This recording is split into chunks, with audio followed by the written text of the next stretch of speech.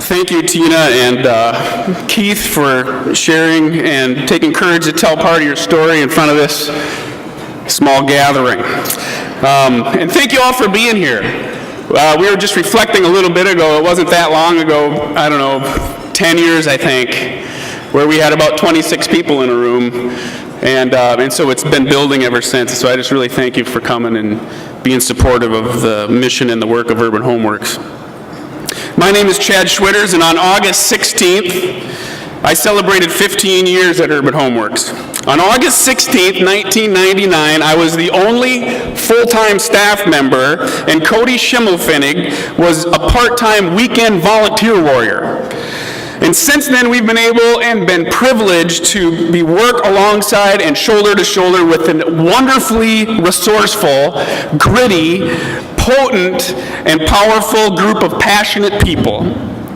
And so I'd like for you to help me thank the Urban Homeworks staff and board as they stand up for a job well done and for all their hard work.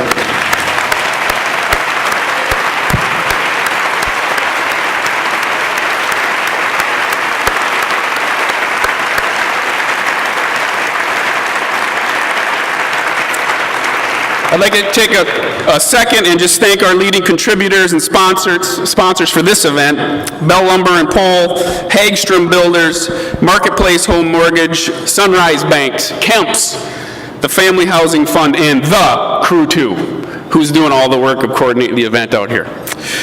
The only way we get into this room for 59 minutes is because of a group of incredibly committed volunteers that host tables and fill them. And so 107 people hosted a table this year, recruiting 1,046 registered attendees as of yesterday afternoon. So just help me thank all of the table sponsors.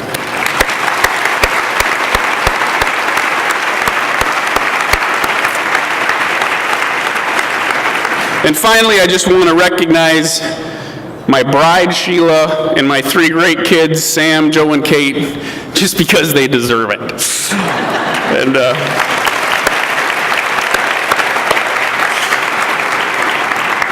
Sammy just asked me the other day, he's like, hey, Dad, so on the way to school, he said, hey, what do I got to study, you know, so I can, someday I can take over Urban Homeworks.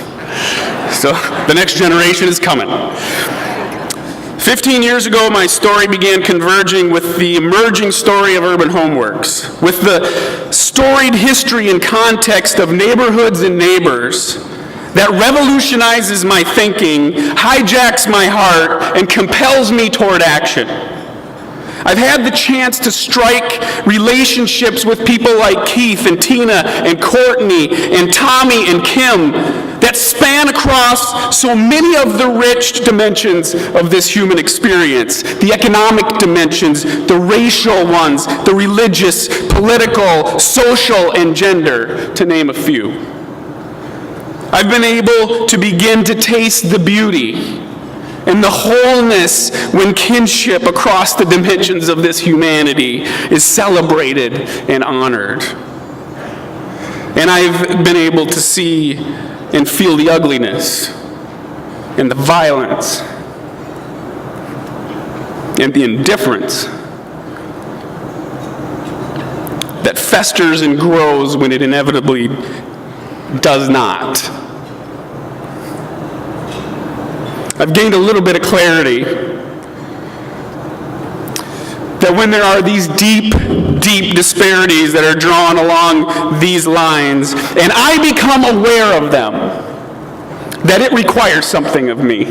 No, you know what? It demands something of me.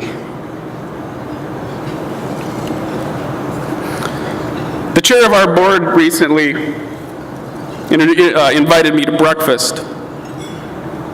So, to introduce me to one of his friends. And so Johnny and I and our board chair were sitting for breakfast, and we were getting to know each other a little bit. And Johnny was telling me this story about how he went into seminary under a certain faith tradition and came out of seminary under a totally different faith tradition.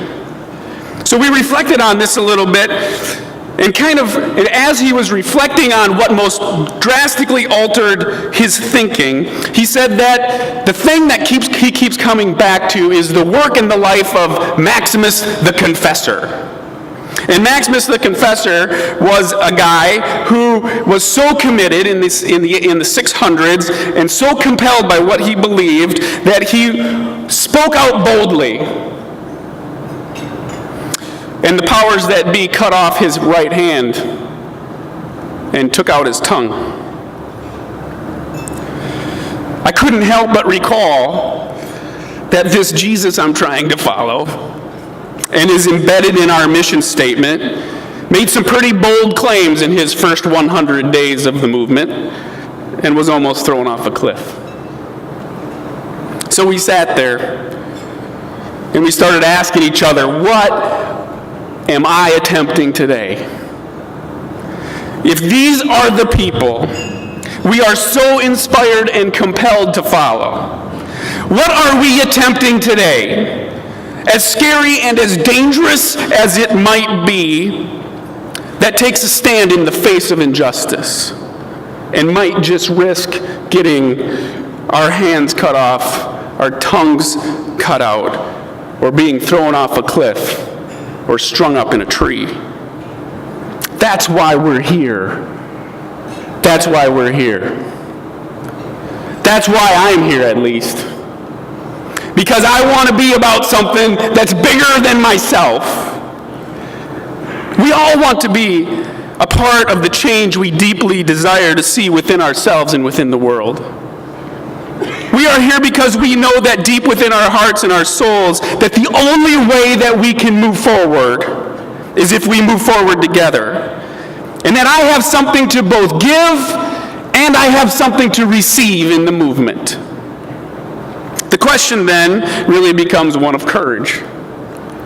Do I have the courage to do what needs to be done, to say what needs to be said, to live what needs to be lived? The question becomes one of courage.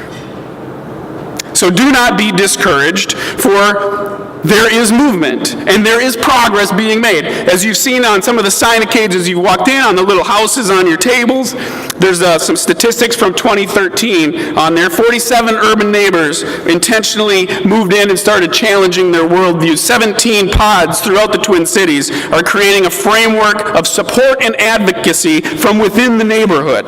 1,012 volunteers contributed 3,331 work days towards the effort. 434 families or individuals experienced at least 3 times more stable housing, and 221 of these individuals were children. 44 rental properties were stabilized, 11 single-family home ownership opportunities were realized, $8.1 million was invested in construction and management, with 86% of those dollars going to support and benefit local minority women-owned businesses.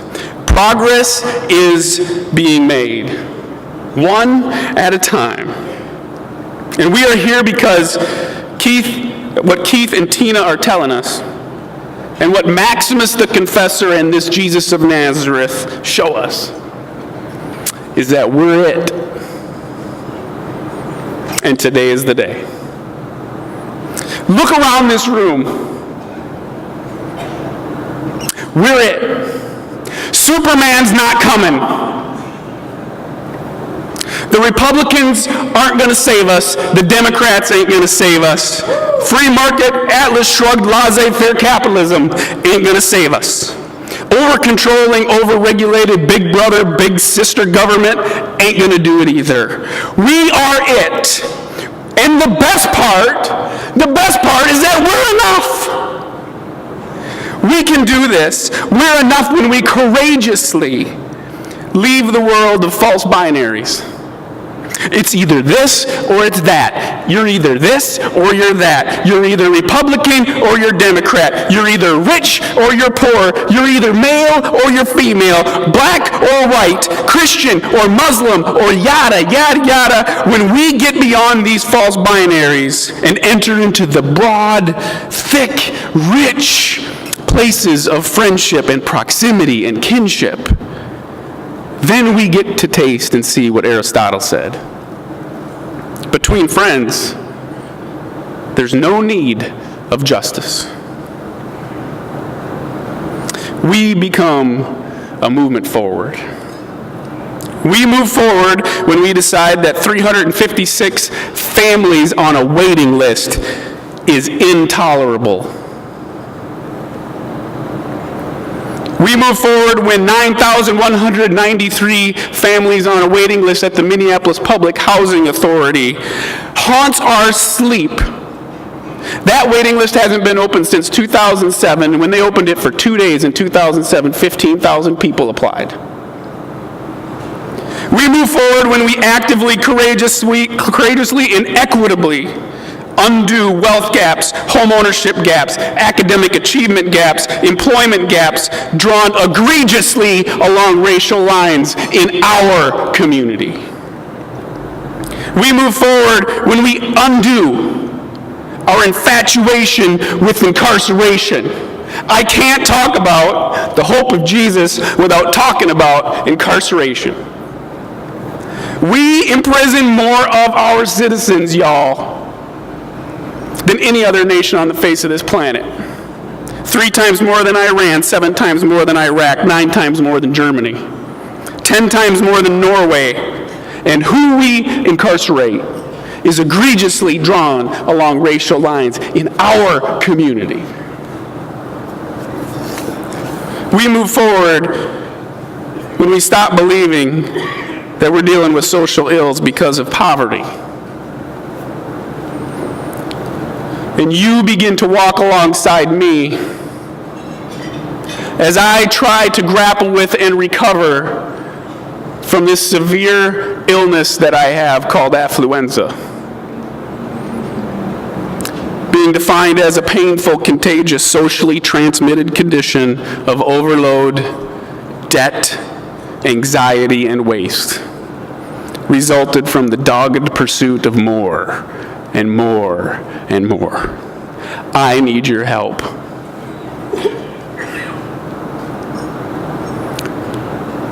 We move forward when we courageously can tell each other the truth, so that our actions are formulated on a sound analysis. And the truth is that right now there's 1,348 more vacant housing units in the 4 neighborhoods that Urban Homeworks works in than in the rest of the city in which we're contextually located. The truth is that we need $9,770,000 to finish Northside Home, which will contribute 100 houses and homes and impact 212 jobs. The truth is we need $2,890,000 to finish Project Reclaim 4, which will contribute 20 home ownership projects and 35 jobs. The truth is that we need to run upstream and get some of our landlords in our neighborhood who are doing a poor job of property management out of the business and convert their portfolios into community assets. The truth is that we need a third-party property management concern that's both culturally competent and community conscious. The truth is that we can, and we are, dreaming up and scheming up more creative and constructive ways to make our neighborhoods better with our same neighbors. And the truth is that every dime and dollar counts, all hands on deck, everything counts. The truth is that we are right here, right now, represents what it's going to take. Superman's not coming. They aren't going to come swooping down to save us. We are it, and we're enough. Today's the day. The truth, my friends, is that next year, Urban Homeworks turns 20 years old. And that I've put 15 years of my life into this expression of the hope of Jesus, and it feels like we're just getting started. So I'm gearing up for the next 30. And I'm recruiting. So you're here, I'm recruiting you, and I want you to take out these cards, because these are the recruitment cards that are on your tables right now. And we're in the old train depot. These are this year's ticket on the train leaving the depot called Moving Forward. If you haven't picked up on it, Tina's talk set the theme for the day. And our goal here is to recruit 500 people to join this movement and to increase and to raise $356,000 this year.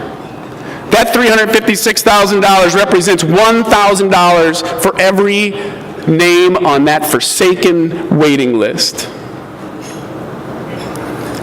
Thanks to our friends at Bell Lumber and Pole, we have a significant match for new and increased giving. So if we raise $120,000 of new and increased gifts, they'll match it with $80,000. I just want to say thank you. On the tables, there's these little keychains. I hate putting things on my keys, but I want to challenge you to put this on your keychain for 1 year. These were made by a Vacation Bible School project at Calvary Church in South Minneapolis. By the way, this community of faith also ran into some resources and made a loaned urban homeworks with those extra resources to do housing for kids, some of whom struggle with housing, that built these keychains. Now the colors on these keychains are laid out for you on that little card, but there's one bead on the chain that doesn't have an explanation. It's that last one, the big round one. So every morning when you grab those keys and head out of your door, and every evening when you come home, let that last round bead remind you that you have a unique role to play in this movement toward betterness that no one else is uniquely equipped to play like you can. We need you, and that you need us, and that together we'll all get to move forward one day at a time. Say V is going to come and close us with a song.